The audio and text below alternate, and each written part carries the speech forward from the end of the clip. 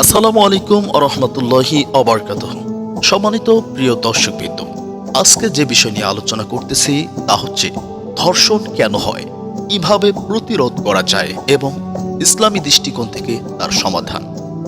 সমস্ত প্রশংসা শুরুতেই জানাচ্ছি মহান আল্লাহ রাব্বুল আলামিনের জন্য। ধর্ষণ শুধু একটি অপরাধ নয়, এটি মানুষের মর্যাদা, সম্মান, নিরাপত্তা এবং মানবাধিকারের ওপর জঘন্য আঘাত। আল্লাহ তাআলা বলেন, তোমরা অশ্লীলতার নিকটেও যেও না, নিশ্চয়ই তা অশ্লীল কাজ এবং অত্যন্ত মন্দ পথ।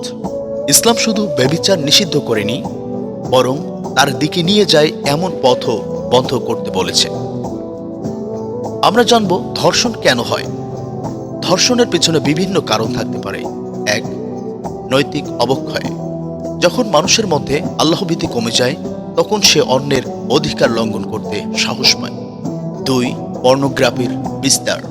অনেক গবেষণায় দেখা গেছে যে সহিংস যৌন কন্টেন্ট কিছু মানুষের বিকৃত যৌন আচরণকে উস্কে দিতে পারে। ৩. বিচারহীনতা।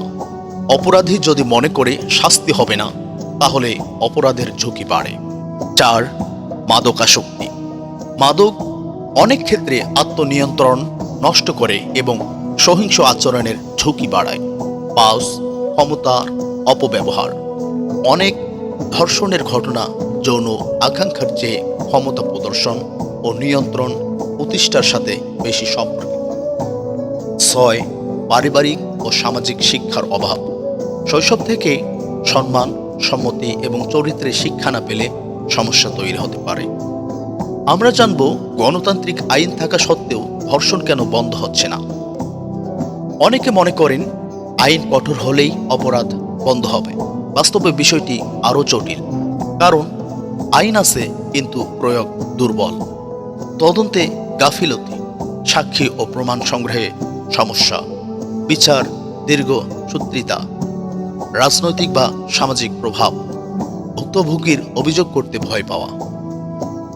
অনেক গণতান্ত্রিক দেশেও কঠোর আইন থাকা সত্ত্বেও ধর্ষণ সম্পূর্ণ বন্ধ হয়নি, কারণ আইন অপরাধের পরে কাজ করে, কিন্তু চরিত্র গঠন অপরাধের আগে কাজ করে।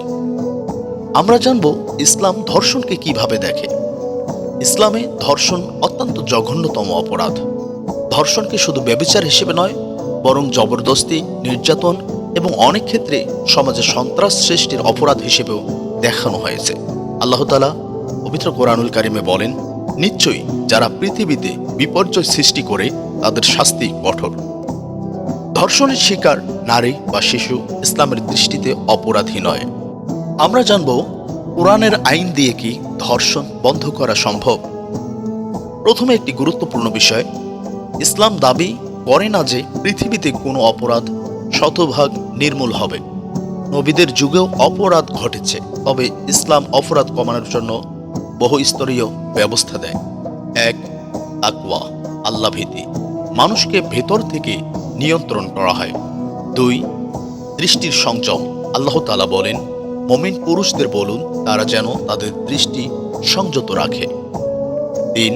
শালীনতা। পুরুষ ও নারী উভয়ের জন্য শালীনতার শিক্ষা। ৪. বিবাহকে সহজ করা, যৌন চাহিদার বৈধ পথ সহজ করা। ৫. কঠোর ও ন্যায়সঙ্গত বিচার। প্রমাণ প্রতিষ্ঠিত হলে অপরাধীর বিরুদ্ধে কঠোর ব্যবস্থা। ৬. পরিবার ভিত্তিক নৈতিক শিক্ষা। গুরুত্বপূর্ণ সতর্কতা, কখনো বলা যাবে না মেয়েদের পোশাকের কারণে ধর্ষণ হয়। ধর্ষণের জন্য ভুক্তভোগী দায়ী। বাস্তবে শিশু, বৃদ্ধা, হিজাবধারী নারী, এমনকি পুরুষও ধর্ষণের শিকার হতে পারে। ধর্ষণের দায় সম্পূর্ণ অপরাধীর। ইসলামও জবরদস্তির শিকার ব্যক্তিকে অপরাধী বলে না। বাংলাদেশে ধর্ষণ কমাতে কি করা উচিত? রাষ্ট্রের করণীয়: ১. দ্রুত বিচার। ২. ফরেনসিক সক্ষমতা বৃদ্ধি। ৩. পুলিশি দক্ষতা বৃদ্ধি। ৪. সাক্ষী সুরক্ষা। ৫. শিশু সুরক্ষা ব্যবস্থা। সমাজের করণীয়: ১. নৈতিক শিক্ষা। ২. পর্নোগ্রাফি ও যৌন সহিংসতার সচেতনতা। ৩. নারীর প্রতি সম্মান শেখানো। ৪. মাদক বিরোধী কার্যক্রম। পরিবারের করণীয়: ১. সন্তানকে ছোটবেলা থেকে চরিত্র শিক্ষা দেওয়া। ২. সম্মতির গুরুত্ব শেখানো। 3.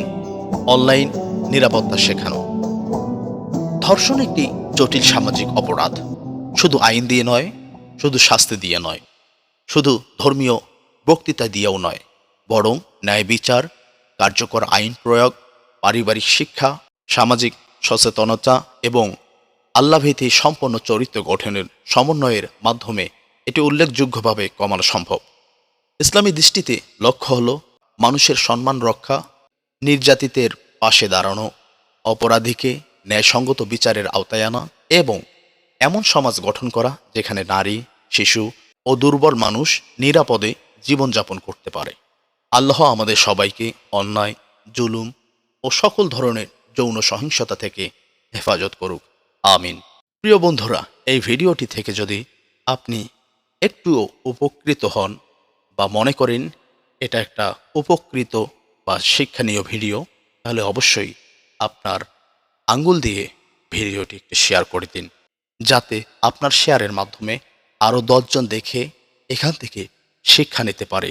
আমাদের একটাই চাওয়া, এই বাংলাদেশে যেন কোনো প্রকার নারী, শিশু বা দুর্বল মানুষ যৌন হয়রানি না হয়, যৌন নির্যাতনের শিকার না হয়। প্রিয় বন্ধুরা, ভিডিওটি ভালো লাগলে অবশ্যই লাইক, কমেন্ট, শেয়ার তো করবেনই, এবং যারা আমাদের ফেসবুক থেকে দেখতেছেন তারা অবশ্যই পেজটি ফলো, এবং যারা ইউটিউব থেকে দেখতেছেন তারা আমাদের চ্যানেলটি সাবস্ক্রাইব করে সাথে থাকুন।